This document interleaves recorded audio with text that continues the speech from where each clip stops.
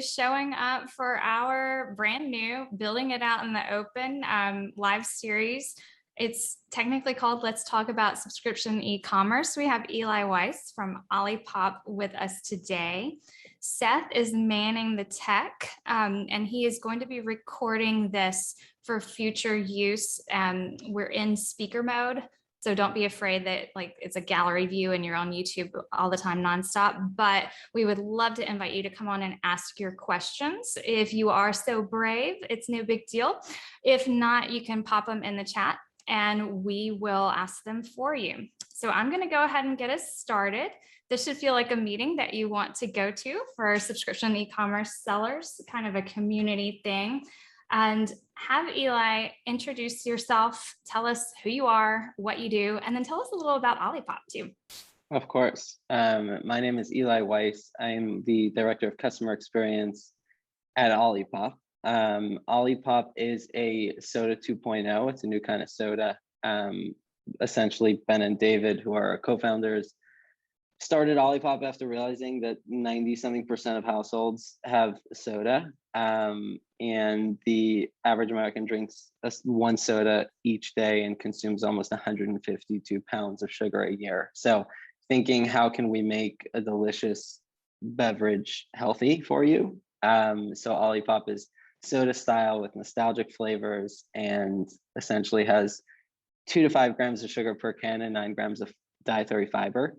So prebiotics, plant botanicals, and fiber, a lot of things that you generally won't see in a soda, like marshmallow root, slippery elm bark, kudzu root, cassava fiber, all fun stuff, but good for you and good for your digestive health. So awesome. And so you are the Director of Customer Experience. You want to walk us through kind of how your career got you there and how that was kind of driven by empathy, I think is a good theme. Yeah. So essentially I spent the last couple of years in early stage startups, size wise, myself and the CEO to OLIPOP, which is 50 something employees. And essentially my first gig was after traveling a couple of years, I joined a luggage startup.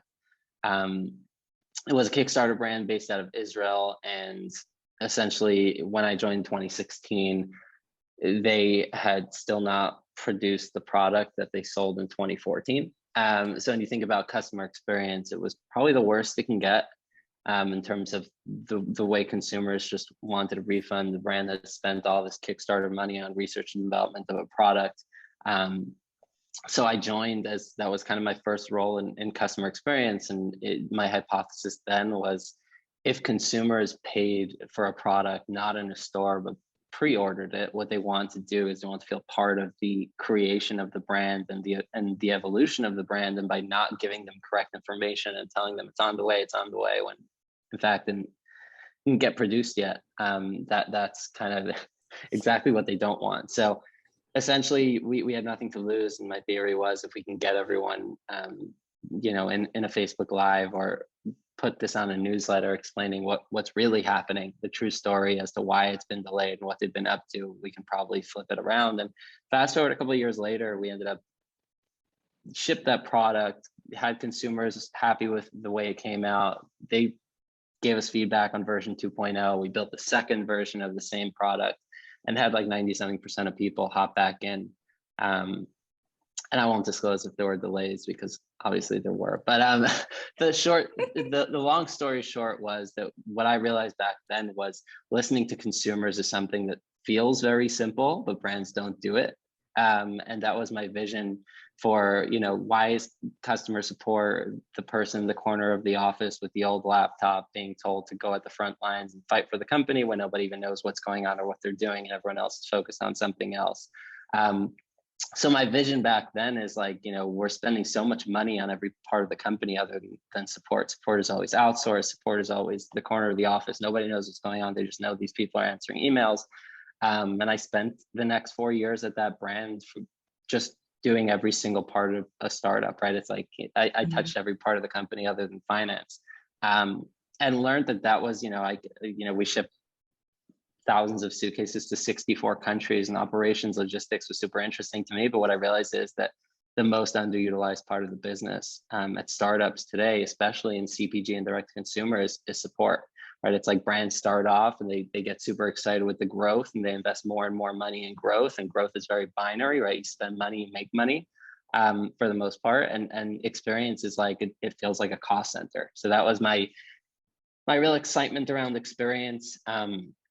So then, COVID hit, luggage was not a hot commodity, and decided that I was, with COVID, customer experience was even more important. Delays were popping up, consumers were furious and short-tempered, and they wanted things their way, which makes sense, right? So that was kind of my time where I was like, I'm gonna go all in on experience and support, and kind of when I came across Olipop, I talk about this a lot as far as a brand. You can have your greatest vision in the world, and I'm sure everyone on this call has had a great vision, and you go work at a brand and you're doing something entirely different, right? So finding a company that doesn't stifle your vision but actually lifts up your vision and puts it on a pedestal and invests money into it is a dream for any employee. That's kind of how I came across Olipop. I was introduced by a friend, and in chatting with David and Steven and a couple of others on the team for the first 30 minutes, these people were like, yeah, we love your vision. If you come here, you take it, you run with it. And the last year plus has been insane, right? Like Olipop as a business has grown like 600% in 2020. And just going from 500 stores to 6,000 stores, and e-commerce becoming a massive part of the business, I've had the opportunity to kind of do all different kind of fun things on experience. But I think that the most fun part was that we're bringing, customer experience to the front of the conversation again, and viewing it in the lens of retention, which I'm sure we can hop in a little bit more about, and even in the lens of subscription. How does that tie into experience, and just viewing every single part of the business that way? Yeah, so that's an interesting question I have, is what percentage of that growth was due to subscription, and where does subscription lie within the overall frame of the business? Yeah, so the growth of a business, I'd say that broadly we were about 5% direct to consumer, 95% retail, and obviously COVID impacted direct to consumer businesses in a massive way. At this point, we're hovering around 35%. Direct to consumer versus in store, and I'd say subscription, I can't share the exact number, but it's a pretty sizable chunk of it. Got it. Okay, so you were brought in to bring in that empathy. One of the topics that we knew we wanted to hit on today, and kind of one of the reasons I reached out to you in the first place, is there was a story that you shared on LinkedIn, and it was about a subscriber, I believe, who had a flood incident, and your company's response to that. And I think that leads right into this whole idea of doing things that don't scale and being human. So I'd love for you to kind of share that story with us, share other stories, and kind of help the people in this room understand why that drives you and what you think that does for companies. Yeah. I think that all of this is super interesting, because most brands have a very rigid approach to putting out fires. And it's very black and white. It's like, if this is the issue, do that. If that's the issue, do this. The approach that we've taken to customer experience and just engaging with customers at Olipop has been drastically different in the way that we want to bring humanity back into it. We want people to have a conversation with our team the same way they have a conversation with their friends. And in that, we end up hearing about personal stories. And the one you're mentioning is somebody reached out. He was a longtime subscriber of Olipop and got our product every 2 weeks or a couple of months, and reached out saying like, hey, I'd like to cancel my subscription for the time being. I have a flood in my house and just don't have room for boxes. Deliveries aren't even happening. It's just a mess. And obviously, first things first, we cancel that subscription. But I'm thinking, if this was a friend, what would we be doing? And someone on my team was like, if this was a close friend of mine, I'd send them dinner. Like that's the one thing that people are just trying to keep themselves and their family safe, and having a gourmet dinner is something that would probably change their day. And we kind of moved quickly and sent them dinner, and got back this really beautiful email. And I think, you think about consumers purchasing a soda from a brand, they don't expect those connections, right? And it's like, we see brands constantly doing good things, but it consumers can feel when it's something that's done for them plus 10,000 other people. And the magic is obviously doing things that you can't scale. And I think most brands in any capacity are like, well, if you can't scale it, how do you do it? And something that we've seen at OLIPOP, which has been interesting, is that it's a couple of things, right? It's like hiring people that genuinely care deeply, right? That's number one. Obviously, if you do that and you just put up walls all around them, they'll never be able to do anything. So it's empowering them to make moves, right? The bottleneck of great CX is not your employees. It's not the creativity. It's not the execution. It's generally like corporate structure and bad management and lack of empowerment, right? So it's like giving those people the ability to take a couple $100s and make someone's day, right? And it's like that's really the unlock for us. And another interesting story that touched me, and something I think about all the time, is, we had a customer that reached out with a story that her mom was in hospice care, and for a while, they were kind of managing everything she was eating, and the most exciting part of her day was having an OLIPOP root beer. And you hear about stories with products, but with food, it's you generally don't hear of a food changing someone's day or making their day. And the fact, she reached out to cancel a subscription because her mother passed away. And that was like obviously, hurts you to read a story like that. But the fact that we were able to bring someone that kind of joy was so touching. And we sent this gorgeous bouquet from the team. And having this person part of our family ever since is just meaningful. And when you're so focused on how do we effectively answer messages quickly, you just never have the ability to do that. So it's been extremely exciting to be able to do all this stuff. So when companies think about prioritizing this kind of behavior, I tend to think it like falls to the bottom of the list because it's not something that would hit like 2,000 email addresses, right? It's like the bandwidth that would go to one person. And so it requires a lot of like pausing and responding instead of planning and setting an execution date and moving forward. How do you build a team that is rallied around this idea of being human? And yeah, no, I think that's $1 million question. The interesting thing about, building a team like this is kind of zooming out on what is customer experience or customer support or whatever you call it, right? If it's viewed as a cost center and something that is on the side, you're not even attracting the right talent, right? It's like the people that want to join CX teams want to join a team of they're 10 times more likely to join a team where they can make meaningful impact.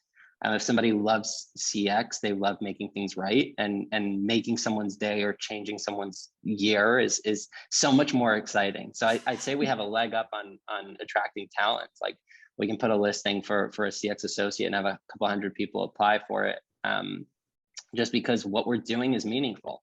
So I'd say that's number one. And then on the like how do you stop and pause? I think viewing CX as a marketing channel is very helpful, right? It's like the same way you stop and pause to have one massive marketing activation for the year. It's kind of what we're doing, right? It's like we want to create 2, 3, 4 of these moments a month. And in reality, like what we want to do across the board is provide fantastic experiences. What we want to do with these couple of, above and beyond moments is really create brand promoters. Like if we have one person that's blown away by the experience, hell, even if they hate the product, like they won't stop talking about the experience we provided and the fact that we're people doing this as humans. So my vision is like, if we do this to 10,000 people, it just is watered down and it's kind of silly. But if we can pick a few people that we feel like we can make a large impact, whether they have 5,000 friends or 10 friends, if they bring 10 customers that'll talk about us to another 10 people, I mean, the compounding of that is massive. But honestly, we want to become a brand that's known for creating fantastic experiences. So I'd almost equate that to like,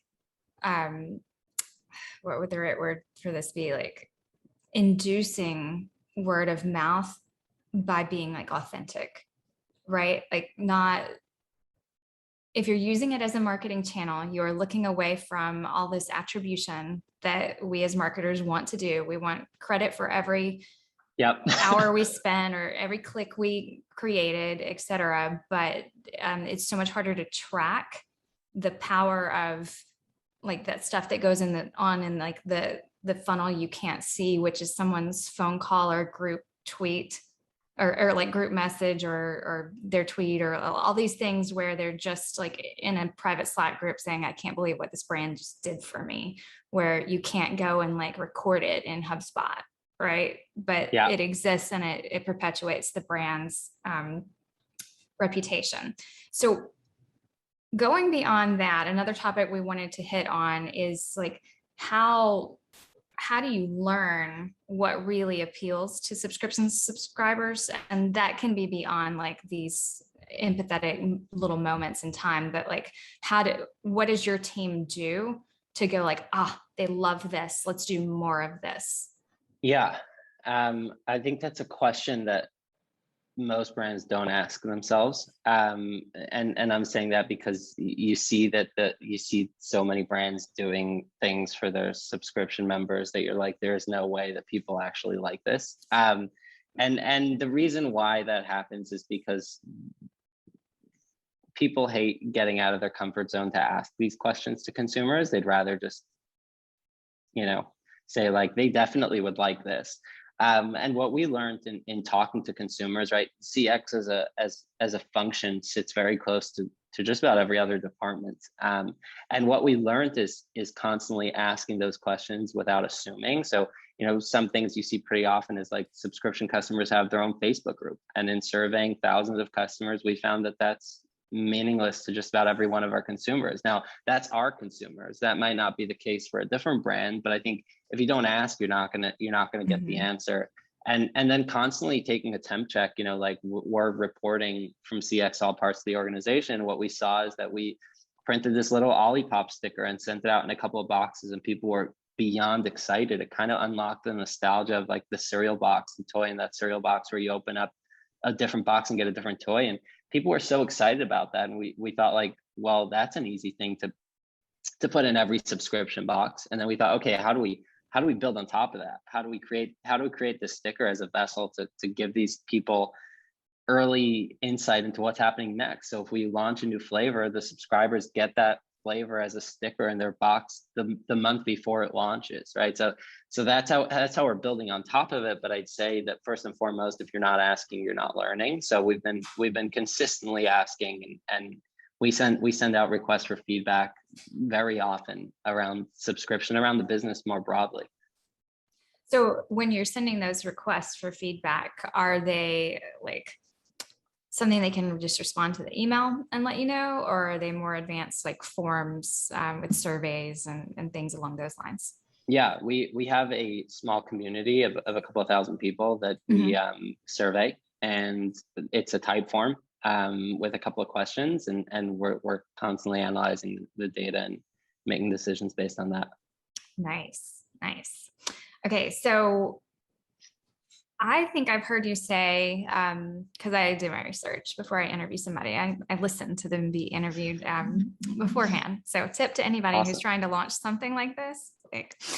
And I think you made a great point about like the company entity and empathy versus the like individual sending, and this like simple changes like using I instead of we. So I'd love for you to kind of share that thesis about what you think like that does for human engagement.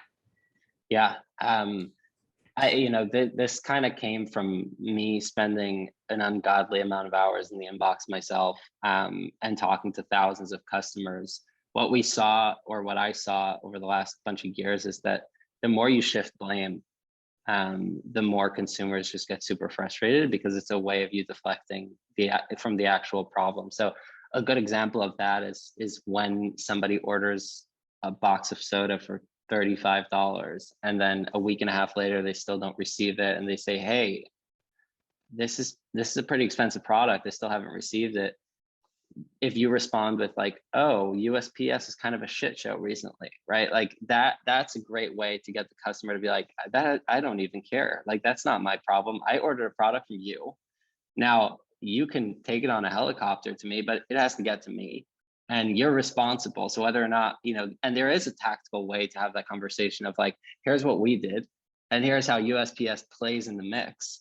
But by shifting the blame to USPS, or saying like, putting like, well, OLIPOP apologizes, that's not personal, and that's just shifting blame. So what we saw is the more you take accountability and responsibility, consumers feel like, okay, now I'm talking to a person. It's very easy for us to get angry at a brand. It's a little bit harder to get angry at Eli, because Eli is doing his best to help you and fix this. So what we've seen is taking accountability and saying, I apologize, and I know how frustrating it can be for you to order something this expensive and not receive it in the amount of time you expected. Now, here's what's going on with USPS. Here's a date that if you don't receive it by, I'll reship it with priority mail. That had a massive impact on our consumers and how they responded to us. And especially when you think about quarter4 of last year and quarter4 of this year will be even worse, where, I mean, just the data that we're seeing from FedEx and UPS and USPS and DHL, I mean, it's going to be a mess. And brands that constantly hide behind the carrier of like, well, nothing we can do. I mean, if your package gets sent to every, like I've seen this last year where packages were getting sent to 5 different states and all different places and getting mixed around with the wires until they got to where they have to get. If you don't have real connection with consumers aren't going to give you a second chance. So I took what you said, which was like this kind of change it to as if you're talking to a friend. And I actually apply that to some blog editing I was doing the other day. And it was coaching to the writer, saying like, I want you to read this out loud and decide if it sounds like a corporate statement, or a friend advising a friend on this topic. And let's lean into the brand that's your friend or your guide, like story branded up kind of thing. One other topic we have, and we've kind of been hitting on it, but I have some follow-up questions from this, is why an amazing customer experience is critical. And I want to like go ahead and say, what does that mean for OLIPOP in like the first phase of becoming a customer? Because I think the onboarding or the first taste of a company like is what's really going to drive your intention to subscribe or give them good word of mouth, etc. So how does that play into your company's approach? Yeah, I mean, I think what we've learned at OLIPOP over the last while is that setting expectations is probably the most important thing. I think that what brands have done over the last bunch of years with Facebook ads is just put in this really good little line that says like free 2-day shipping, and then you place the order and it's not there in 2 days, and then they say, well, it's kind of 2-day shipping once it ships, but we have 7-day processing. Like all that kind of chaotic growth excitement that we've seen over the last year is not what keeps people here. So we'd rather under promise and over deliver in every sense of the way, where we'll give you the expectations up front, we'll do our best to meet, at best exceed them.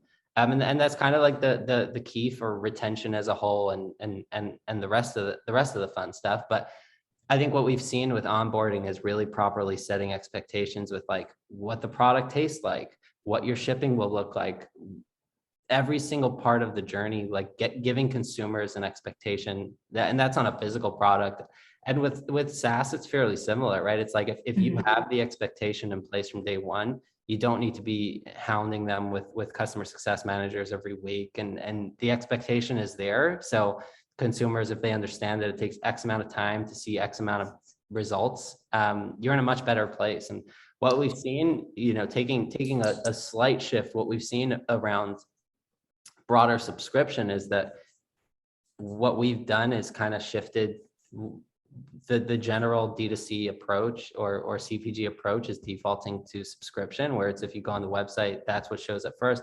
We've taken the other approach. We are selling you a one-time product because it's a soda, it's not health insurance. So you buy it as a one-time, which is how a consumer should be purchasing. And if you decide that your behavior is that you want this more than once or you want it more than twice, we'll put that in front of you. We'll show you the discount. We'll show you the perks and benefits of a subscription, but that'll be your decision. And ultimately what we've seen in testing this over a period of time is that the consumers that choose to be in a subscription on their own end up sticking around longer than the people that were defaulted into it.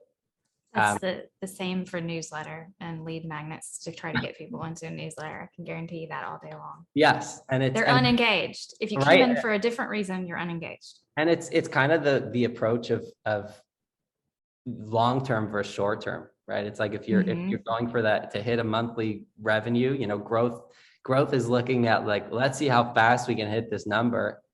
And the other side is like, let's see how we can build something sustainable and hit a number that's a little smaller every month for the next year and a half. So I like what you said. It makes me think about the extent to which in the beginning you are proactive about creating a good experience, giving them choices, letting it be their choice to subscribe versus your clicked box that they have to unclick, right? Yep. The effort you put into that can decrease the effort that you have to put into being reactive when they're ready to churn or they're unhappy about a thing that you set the wrong expectation for in the first place. Yeah. So Corey has a question. Seth, could you bring Corey on to ask that one out loud? Sure I am. All right, Corey, I'm going to ask you to unmute. Oh, sorry, I accidentally muted you again. Here we go. All right, asked you to unmute one more time. You should be good now. Right. There you go. Okay. Can you hear me? Okay. Yeah. Hey, thanks for having me on. Hi, Ashley and Seth. Hi. And hi, Eli. I'm sorry I came in late, but very interesting discussion that, interested for newsletters that Ashley and I are building a newsletter challenge right now, but also for, especially, starting to get more into merch and interested in that. And the subscriber model obviously is something that a lot of people are doing. What is I guess my real, what I'm hearing a lot of what you're saying is like, especially in regards to churn and all that stuff is like, and your data that's showing that why people are disengaging. And it sounds like it's a lot of brand, like it's a brand problem to me. Is that how would you build in, say, your company's vision, your why into the product from a subscription?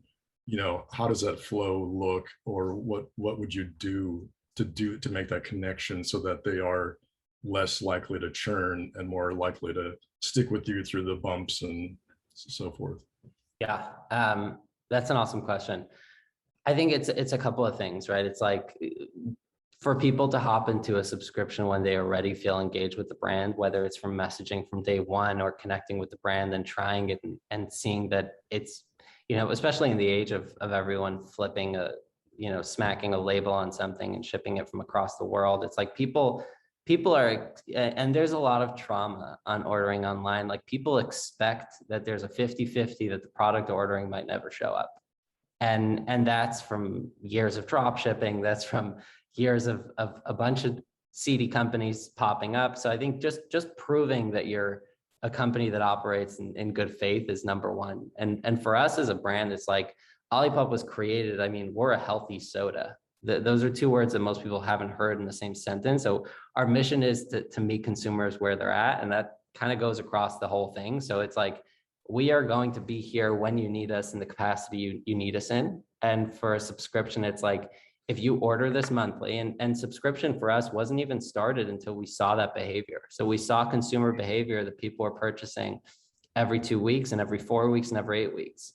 So that's our subscription. It's like, you can buy 2 weeks, 4 weeks, 8 weeks. If we see that data shift to every 4 weeks and 6 weeks, it'll change again. And we'll probably give people the opportunity to kind of do whatever they want, but those are the options that will show up. So we were guided by the behavior. And then we said, well, if you're buying this monthly, well, we gain if you hop in monthly, because it's monthly recurring revenue for us. So how can we reward you by being the closest part of our customer base to our brand? Like, people have ordered 20 or 30 times.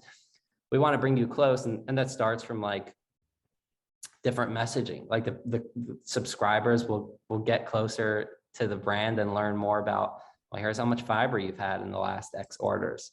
Here's what happens, and that's something that's still being worked on, but like, what happens after drinking Olipop for 10 months? Like, what does your microbiome look like? Like, these are fun ways that we can engage with people that have purchased very frequently, differently than we've engaged with somebody that purchases twice and then hops out.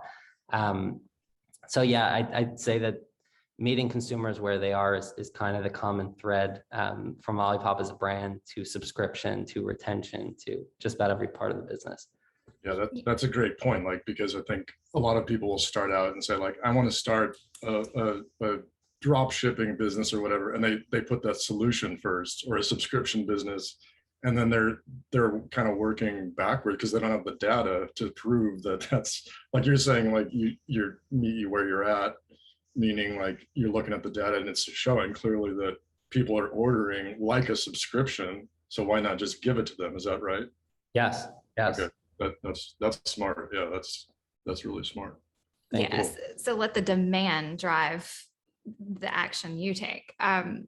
So that weirdly reminded me, it's been 9 years since I've had a baby, but it was a big thing when I was pregnant to join the bump, right? And there are other, like Baby Center or some places that do this, but you would be getting these custom emails based on the due date that you put in that would tell you like the fruit that was the size of your baby that week, or things like that. And I'm relating that in my head to this concept of how much fiber you've had, or what like impact this is having on your biome, or things like that. And so I think subscription e-commerce teams should be thinking about what the accrued consumption of whatever your product is, whether it's something that is consumed or is added to the mantle and burned like a candle, or whatever. Like, what does it mean to be on that journey with your brand? And then how can you build out a sense of belonging or achievement that, like, to end that subscription stops that journey kind of thing?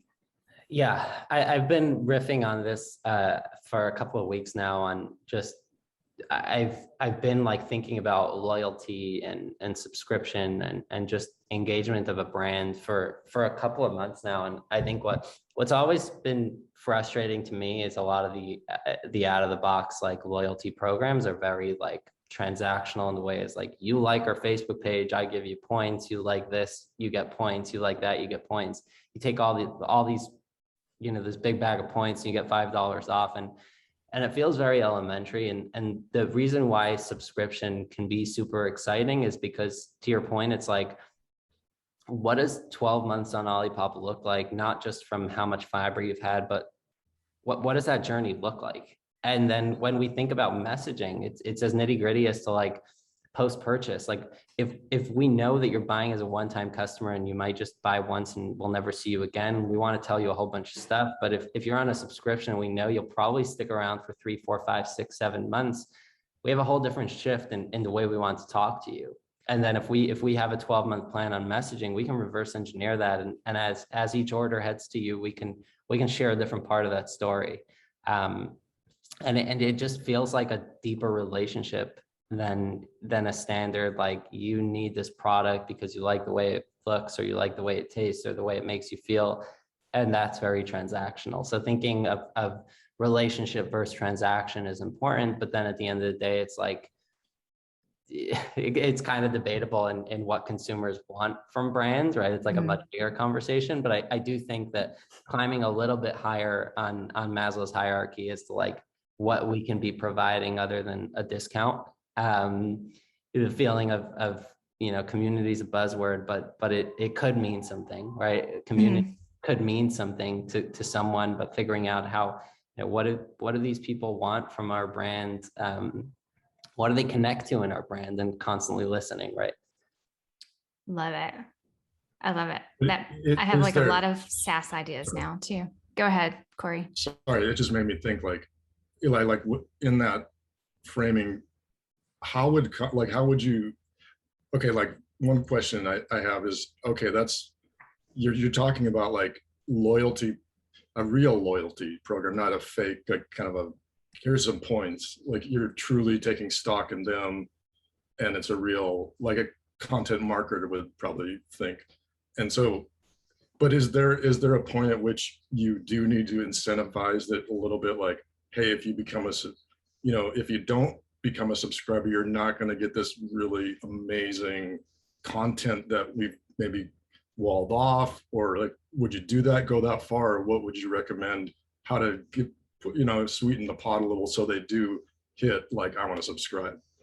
Yeah, I mean, I think the idea of giving people a reason to subscribe is fair. I mean, to be fair, I love the Substack model, right? It's where you have the ability to read what I'm writing, but there are these walled off newsletters where it's like, it costs me time and money to create it, right? And it's like, and if we want to think less newsletter, more brand, like, you're getting the same delicious product, whether you order it on a subscription or not. But here are these extra benefits, like if it's a Facebook, if it's like a Zoom call with the founder, or like access to flavors early, like, that's cool. Yeah. I like that a lot. That's cool. Thank you. Nice. All right. So I'm going to open the floor to Stephen. If Stephen would like to come on, Seth can unmute you and you can ask your question. If not, we'll ask it.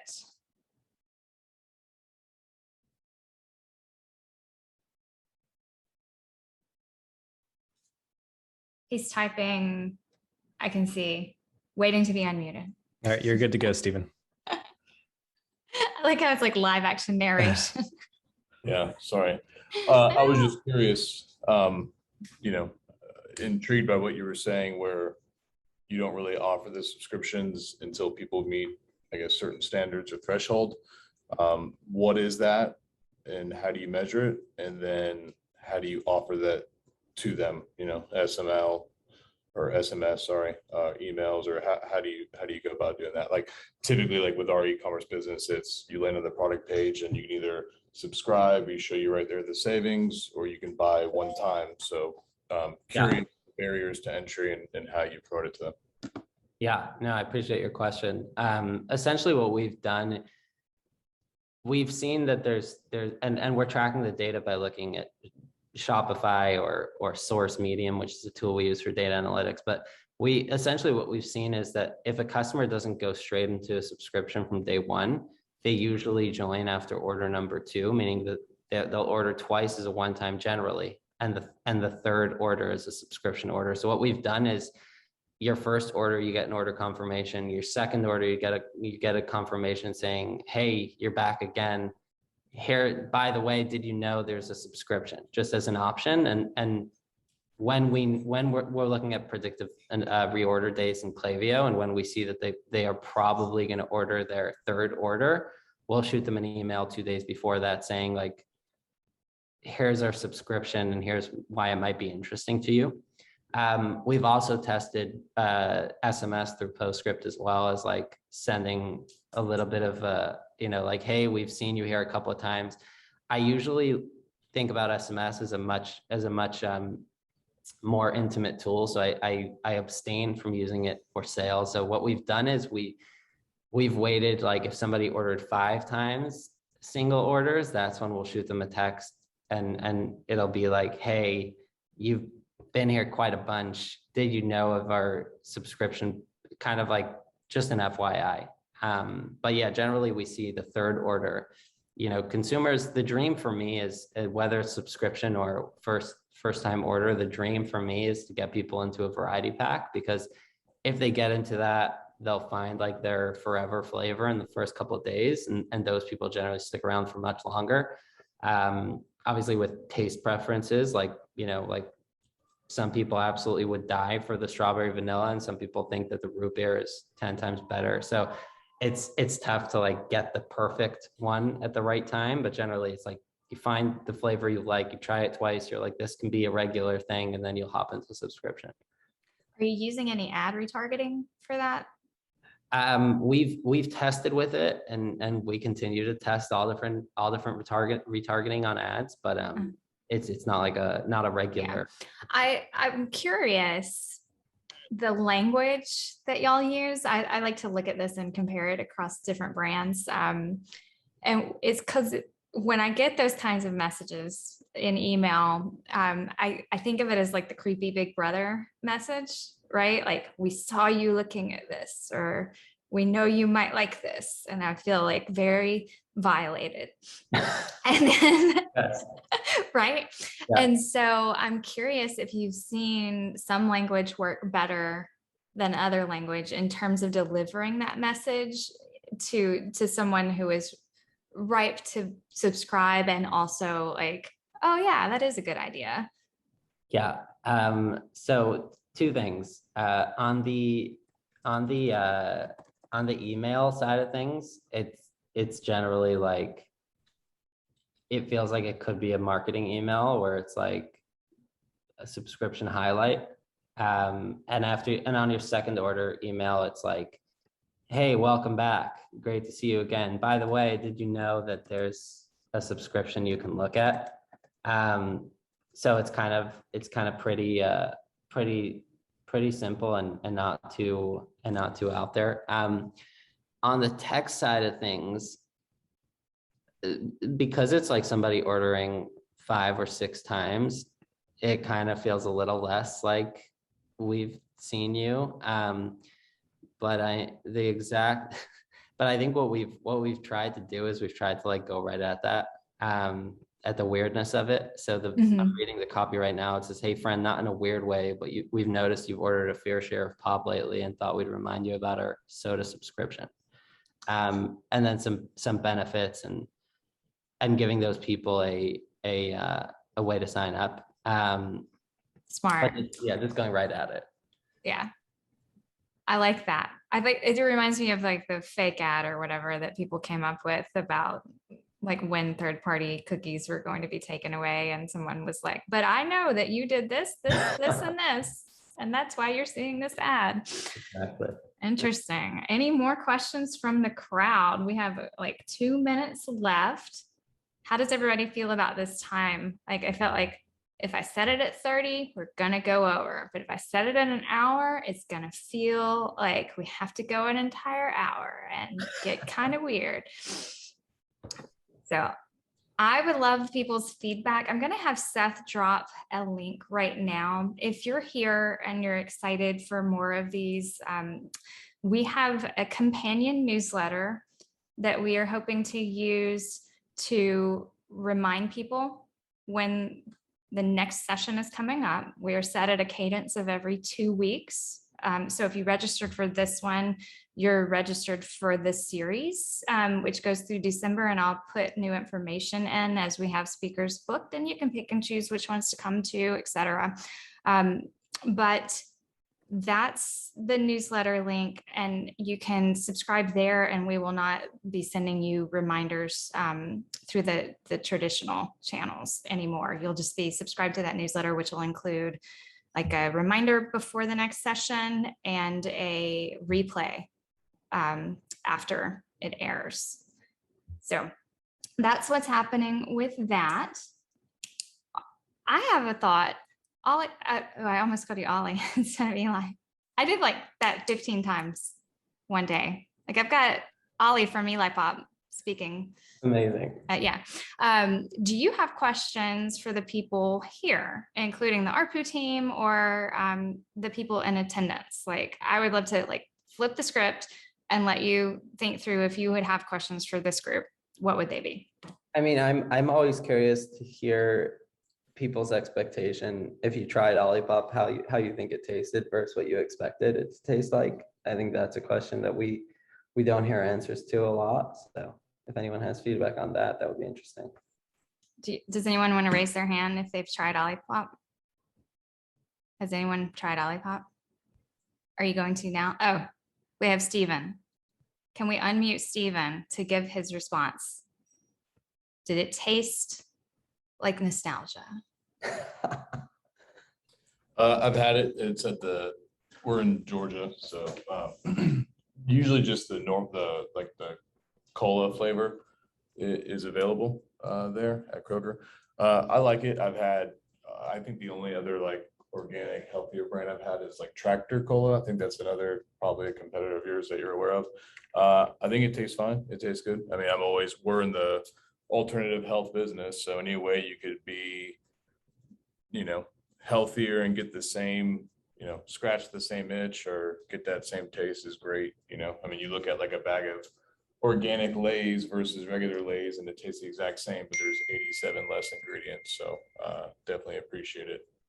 It's good. I liked it. But I've only ever had the cola flavor. Okay. And Stephen, what company are you from, by the way?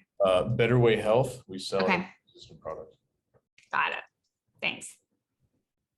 Well, I hope you'll see a lot more flavors in Kroger. Like we just launched in the last couple of months, so you should be seeing more stuff in Georgia. Yeah, that's awesome. I think it's going to be interesting. As a brand, Olipop started in like the Erewhon and the Whole Foods of the world, but now we're in the ShopRites and the Krogers and King Supers and all the rest of those stuff. So I think it'll be interesting to see expectations. We did poach I think it was you guys that helped us figure out about recharge SMS. Oh, awesome. Yeah, so we always subscribe and get into the list of anyone that we admire their brand or like what they're doing, and we picked that up from you guys, recharge SMS. So reminders about upcoming subscriptions and whatnot. That's awesome. I appreciate that. Yeah, that's the land we live in at ARPU. Reminding people it's coming and letting them know they can upgrade or change, delay, etc. So any other questions from you, Eli, or the crowd? That's it for me. Are we about to wrap it? Okay, I did want to say that I think it's really like fitting that someone in Georgia, the land of Coca-Cola, is like, yeah, we're trying Olipop because we need that option.